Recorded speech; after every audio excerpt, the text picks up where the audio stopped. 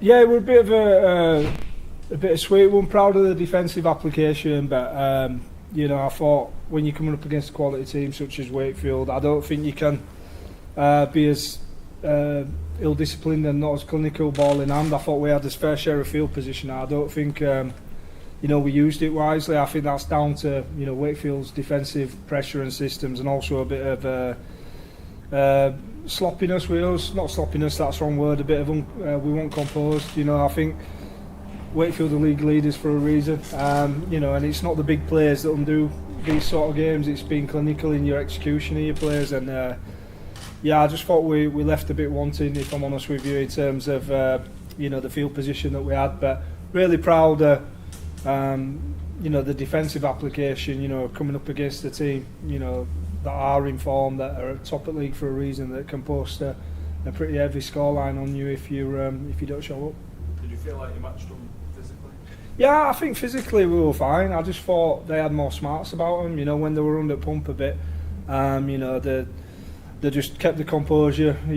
Got a good long kick away, good kick chase, and built themselves back into the game that way. And I thought we had more than a fair share of territory. I just don't think we were executing that well when we were in their 20. We were going for them big plays and probably forcing it a little bit more, thinking we had to force something to happen instead of just doing what they did to us in that first 20 and just keep the foot on the throat and crank a few sets out. And eventually, if you get 3 or 4 sets down there, repeated, that's when the opportunities come, isn't it?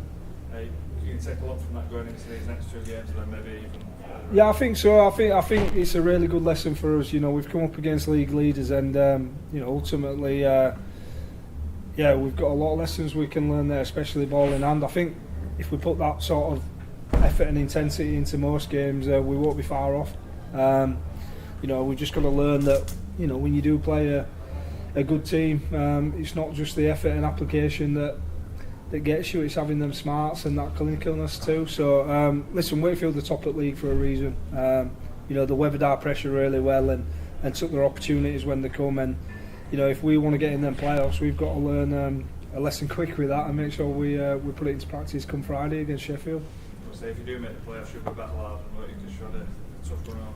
Yeah, I think both teams will. I think Wakefield will be glad they've got a bit more of a challenge, shall we say, to without sounding disrespectful to some of the opposition they've had in the last couple of weeks. I think they'll know they've been in the game tomorrow morning, but we've got to make sure we get there. So we've got a big couple of weeks coming up. Sheffield looks like they've got a real good win against Featherstone today, so they've ended their own losing streak. So we'll be up for another battle on Friday, and that sort of games you want to be involved in at this stage of the year, isn't it?